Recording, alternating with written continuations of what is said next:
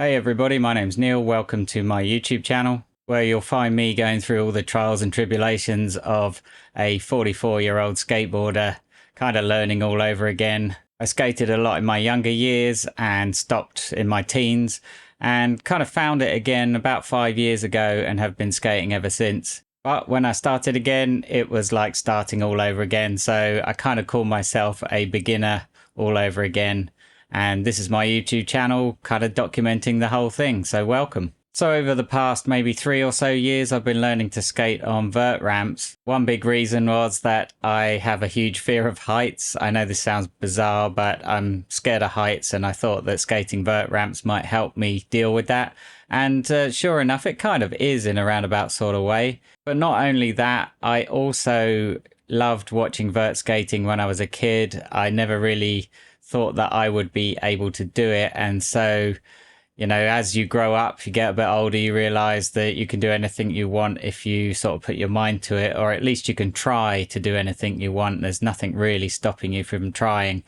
And so I decided, you know, in my twilight years that I would begin to learn to skate vert. And so far I'm really enjoying it. However, it's not lost on me that it is such a hard thing to learn how to do.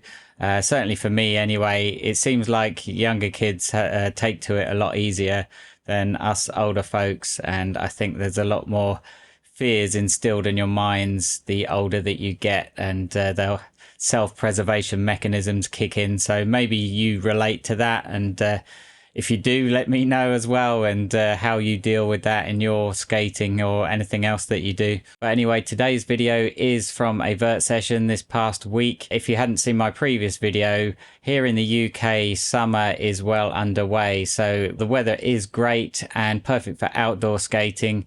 Usually on a Tuesday night, we skate vert indoors. Seeing as the weather's good, we went down to Greg Nowick's ramp, and Greg's got a vert ramp outside. It's on his own property, but it's outside.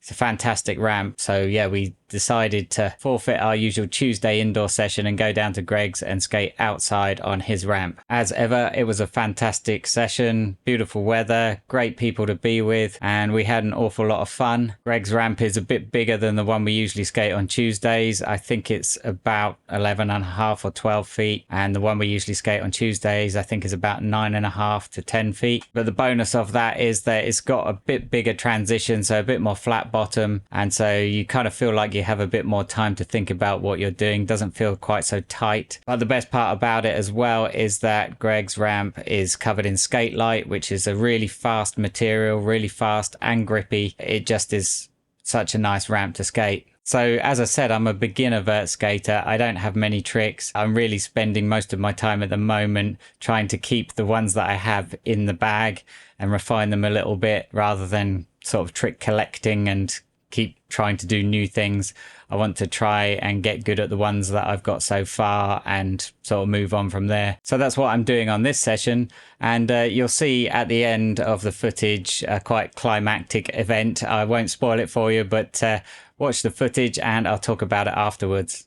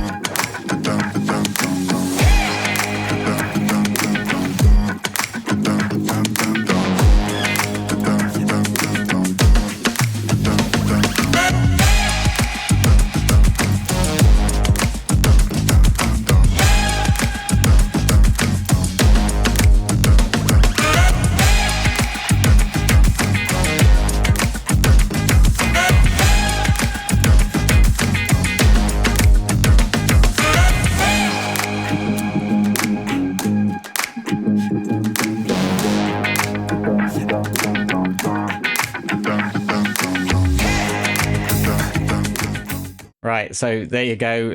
Let's get the elephant out of the room in the first place. That ended on quite an epic slam. I really don't know what happened. I can only look back at the footage and think what happened, but it felt to me like I tripped myself up when I was on the ramp, somehow tripped myself up. I thought my feet were in a slightly different place on my board than they actually were. I don't look down at my feet and sort of line them up every wall that I do something. And so I think I came off of that axle stall 50-50, whatever you want to call it. And I think my feet very slightly slipped on my board. And I think my front foot slipped forward. And so it was slightly further forward past my front truck, so right in the pocket of the bottom of the nose. And I think I put weight down on my front foot to try and pump down that wall. And I think I speed wobbled, or it just kind of steered quite sharply, and it ended up steering like an oversteer. I was coming around backside, and instead of just straightening up, I think it came around just a bit too far. And so I ended up with my front foot a bit too far over. I think I kind of just tripped myself up, and I literally came down kind of shoulder first and round onto my back. Came down with a pretty heavy splat. I really didn't know what had happened, but you can see on the video that as I hit with my back, the top of my shoulders on the surface, my chin kind of came right down and basically bounced off of my chest here. So that really wrenched my neck, you know, kind of gave me a whiplash. But as soon as I'd bent right down there, the impact shot it back again, and I banged the back of my head on the ramp. So it was a real kind of whiplash. That just totally stunned me, totally phased me. And I felt generally okay, apart from being a bit dazed. Obviously took my helmet off and checked I could move everything, and I could. I got up and sat to the side of the ramp. And now it's a few days later, I've got all kinds of aches and pains everywhere, places that I didn't even know that I hit. But I can see by looking at the video that the top of my back, so the back of my shoulders, my elbows, the back of my head, you know, they all smacked down pretty hard, as well as my wrists. You know, initially my wrists felt like they'd had a bit of a smack as well. So if nothing else, it really reinforces my judgment on wearing pads and a helmet. You know, I wear knee pads, wrist guards, elbow pads, padded shorts, and a helmet specifically for these kind of events. You know, that is the slams that completely take you by surprise.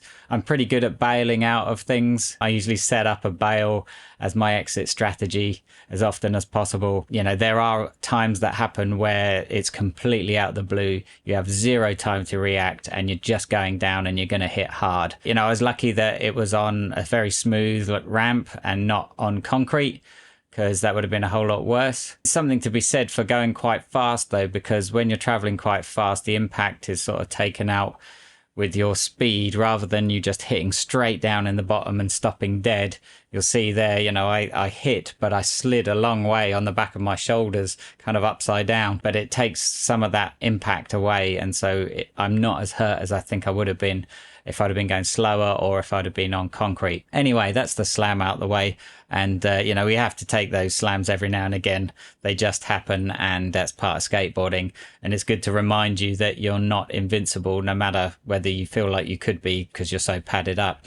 But anyway, yeah, that's enough about the slam. The session, I felt like it went pretty well. Been working really hard on trying to force myself to turn out of these kind of axle stalls or small 50-50s. If you watch my previous videos when I started learning 50-50s on the vert ramps, I'm very much pitched in, and it's almost like a calf grind.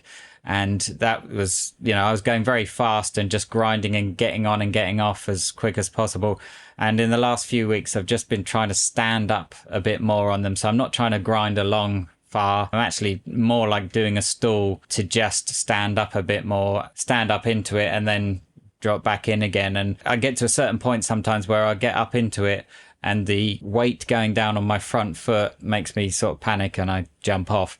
And so I've been trying to sort of ease that front foot down. So I'll go up and sort of pivot on the back truck and put the front down a little bit more gently sometimes. I'm trying to do that just so that I it's not so abrupt when I hit the coping. But I'm sort of finding that if I go up into it with my head turning already, that helps me turn back out. If I go up into it very straight and then turn and stop, that's when I jump off. So I'm still in the mind of sort of slightly carving it, but I need to just stand up a bit more. So I'm going up and turning my head into the stall and then dropping back in, and they tend to work. So I've just got to refine that a bit more. So a million more of those and I'll get better at it. Also, you know, my terrible rock and rolls, my tap and rolls, I'm still doing those, slightly trying to sort of put it up a bit higher. I really want to deck them, but there's something weird about it being on the vert that my back leg bends so much that I've got no purchase to sort of push down the back foot and turn out, which is very weird because I can do that on sort of a 7-foot mini ramp, but going onto the vert is very different. And again, I think I just need to stand up a bit more. I'm sort of putting it down to my fear of heights that's stopping me from standing up on the coping, because even when I drop in, I'm sort of hunching down because, you know, your eyes feel like they're lower down, so it's not so high up, and I've got to get past all that. But it's all part of the fear of heights, I think.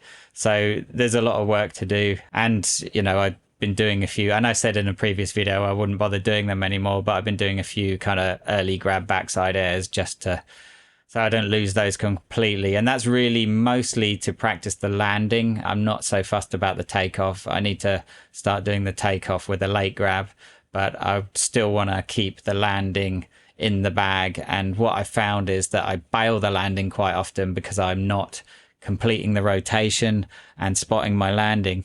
Again, like doing the axle stalls, and it's the same with 50-50s, rock and rolls, and the airs. It's all about turning my head and making sure I'm looking where I want to actually land. If I go up and pull a backside air and don't look round, I tend to sort of get kind of a bit too floated, and I'm just going up and up and up.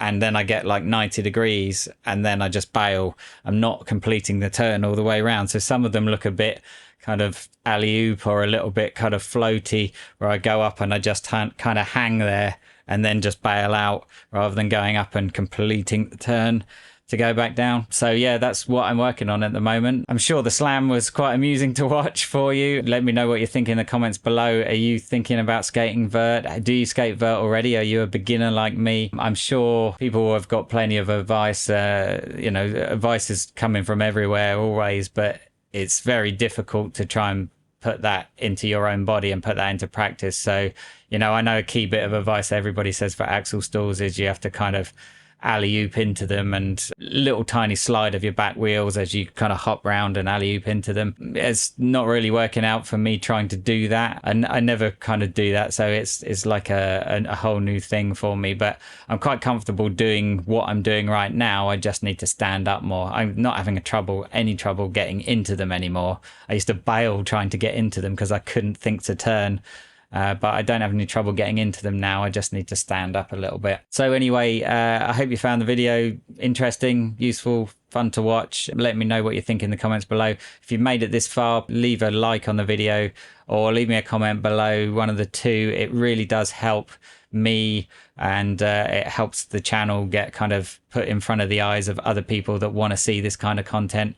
YouTube is a weird thing. You hear people talking about the algorithm, and really what that is, just a way that the system works, where the more people who like or comment on something like skateboarding, it puts it in front of the eyes of other people. You know, it puts it up on their suggestions on their homepage. So if you want to support me, the best thing that I can possibly ask of you is just to stick a like on the video and a thumbs up. Leave a comment, even one of the two. And if you're not subscribed and you think you might be interested to see more, of course, subscribe. I'd be very grateful. But until the next one, thanks for watching, and I will see you again soon. Take care.